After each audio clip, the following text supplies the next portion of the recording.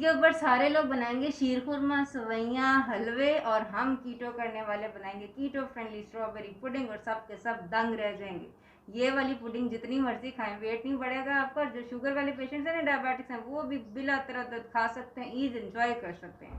अगर फिर भी आप हलवे शलवे खाना चाहते हैं और हेल्दी तौर खाना चाहते हैं तो उसके लिए प्लेलिस्ट है। हर ईद के ऊपर मैं कोई ना कोई कीटो फ्रेंडली शुगर फ्री हलवा या मिठाई जो उसकी रेसिपी शेयर करती हूँ वो आपने ज़रूर देख लेनी है। तो ये कि बगैर ज़्यादा बातें किए जल्दी जल्दी स्टार्ट करते हैं इंट्रो के फ़ौरन बाद।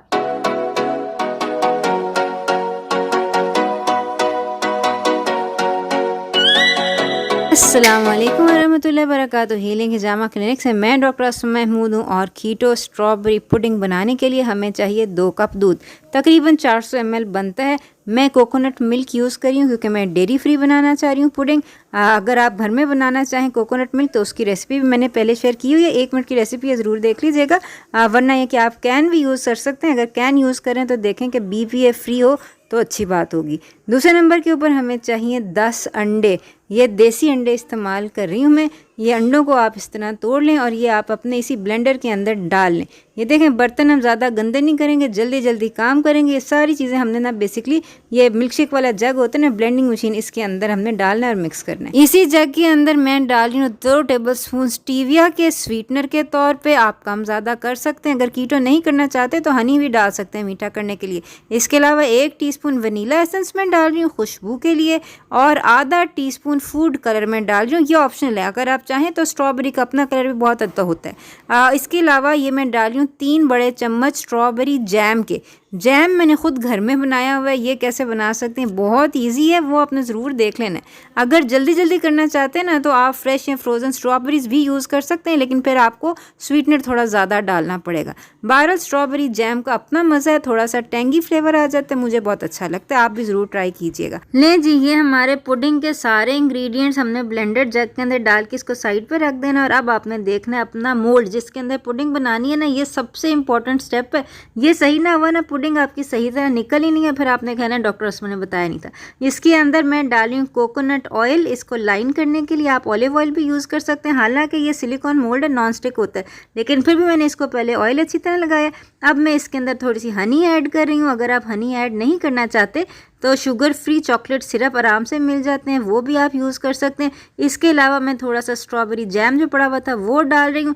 आप चाहें तो स्ट्रॉबेरी सिरप जो होता है वो भी डाल लें। ये आपने बेसिकली ना इसको मोल्ड को नॉन स्टिक करना है कि जब आप इसको आपकी पुडिंग बन जाए और आप निकालना चाहें तो स्मूथली बाहर निकल आए, टूटे ना। ठीक है, बहुत इंपॉर्टेंट स्टेप है। अब फिर जो हमने ब्लेंडर मशीन के अंदर सारे इंग्रेडिएंट्स डाले थे इसको आपने अच्छी तरह ब्लेंड कर लेना है और अब इसको हमने अपनी पुडिंग को ना बेसिकली स्टीम करना है। आप चाहें तो ओवन में भी कर सकते हैं और चाहें तो इस तरह एक बड़ा सा देगचा ले लें। उसके अंदर मैंने ये तकरीबन 1/4 इसको पानी से भर दिया। इसके अंदर ये स्टैंड रखा है और अब ताकि हमारी पुडिंग हिले जुले ना, मैं इसके ऊपर एक बड़ी सी ये प्लेट जो ना ये भी रख रही हूँ ताकि यह बैलेंस रहे, इवन रहे, पुडिंग हमारी इवन कुकिंग हो जाए इसकी। ठीक है, इसके ऊपर आपने जो अपना ग्रीस और लाइन किया हुआ मोल्ड है वो रखना है। उसके अंदर जो आपका पुडिंग का बैटर है वो पोर कर लेना है। अब आपने इसको बेसिकली कवर करके ढक के इसको आपने पकाना है। पहले आपका चूल्हा थोड़ा तेज़ होगा, तकरीबन आपने 5 मिनट जो है तेज़ चूल्हे के ऊपर पानी बॉयल हो जाएगा ना तो फिर आपने चूल्हा आहिस्ता कर देना, बिल्कुल हल्की आंच कर दें और हल्की आंच के ऊपर आपने 30 मिनट्स और इसको पकाना है। 30 मिनट्स के बाद जब आप ढकना खोलेंगे ना तो आपने स्क्वायर डाल के इस तरह चेक कर लेना। अगर आपको स्क्वायर बाहर निकल आता है साफ़ सुथरा, इसका मतलब है आपकी पुडिंग बिल्कुल ठीक है, तैयार है। अब भी आपने इसको हिलाना नहीं है, इसको ना ठंडा होने के लिए रख देना है। थोड़ा सा कूल डाउन होगा तो फिर आपने इसको फ्रिज के अंदर रख के ठंडा करना है। पुडिंग के अंदर ये जो ठंडा करने का स्टेप है ना, ये बहुत इंपॉर्टेंट होता है। ये देखें कितने आराम से ये निकल आएगा मोल्ड से, क्योंकि इसको हमने अच्छी तरह ठंडा करने का टाइम दिया है। ओवरनाइट इसको ठंडा करने के लिए रख दें तो बहुत आराम से आपकी पुडिंग जो है ये निकल आएगी मोल्ड के अंदर से।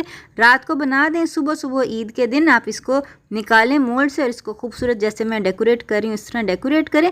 ये मैंने बेसिकली व्हिपिंग क्रीम है, इसके अंदर 1 चम्मच स्टीविया डाला है, 1 टीस्पून वनीला एसेंस डाला है। इसको अच्छी तरह व्हिप करके ये मैं अब इसके फ्लोरेट्स जो हैं ये बना के इससे मैं अपनी पुडिंग जो है डेकोरेट कर रही हूँ। देखें ईद का दिन है, ईद के दिन के आपकी जो डिश होनी चाहिए ना वो फेस्टिव होनी चाहिए। आप चाहें तो ये पुडिंग ऐसे भी दे सकते हैं किसी को, बड़े मज़े की है। लेकिन ये इसके ऊपर ये जो फ्लोरेट्स है ना ये है ईद कार्ड आपका, ठीक है। इसको देख के लोगों को पता चलेगा ये ईद की स्पेशल डिश है और इसको खाने से ईद के मज़े जो है ना वो दुबाला हो जाएंगे। तो ये है कि ये मैंने इसके ऊपर भी इस तरह फ्लर्ट्स बना लिए हैं, इसके साइड भी मैंने क्रीम लगा रही है और मुझे बहुत यकीन है कि मुझसे ज़्यादा अच्छी डेकोरेशन आप अपनी पुडिंग की करेंगे। नीचे कमेंट्स में आपने मुझे ज़रूर बताना है कि आपने कैसे डेकोरेशन की और ये कि आपको ये कितने मज़े की लगी। अब इसके साथ ये चूँकि स्ट्रॉबेरी पुडिंग है तो मैंने सोचा कि ये जो इसका सेंटर है ना इसको मैं स्ट्रॉबेरी से फिल कर देती हूँ। ये मैं ना अब आपको खा के दिखाती हूँ कि इसका टेक्सचर अंदर से जो है वो कैसा है। ये आप देख सकते हैं कि ये बिल्कुल स्मूथ आपका जो टेक्सचर है ना अंदर से आपकी पुडिंग सेट है और बहुत ही मज़े की, बहुत ही आपने देखा कितनी जल्दी बन गई, कितने थोड़े से इंग्रेडिएंट से बन गई है। सबको बहुत बहुत ईद मुबारक हो। और आपने देखा कितने आराम से ये बन जाएगी हमारी पुडिंग। रात को बना लें, सुबह को ठंडी हो जाएगी, कोई मसला ही नहीं होगा कि अब मस्जिद से आना है, जल्दी जल्दी कोई मीठा बनाना है, रात को बनी होगी, सुबह को ठंडी ठाक होगी। सब ने मज़े मज़े से खाने, गर्मियों का सीज़न है, वैसे भी ठंडा चीज़ खाने का दिल चाहता है। तो ये है कि आपने मुझे अपनी दुआ में ज़रूर याद रखना है। आप सबको मेरी तरफ से दिली ईद मुबारक हो। अपना ख्याल रखिएगा। नीचे कमेंट्स में आपने मुझे बताना ज़रूर है कि ये पुडिंग आपने बनाई है कैसी बनी है, ईद आपकी कैसी गुजरी है। आइंदा मुलाकात होती है खुशियों के साथ। अस्सलाम वालेकुम व रहमतुल्लाहि व बरकातहू।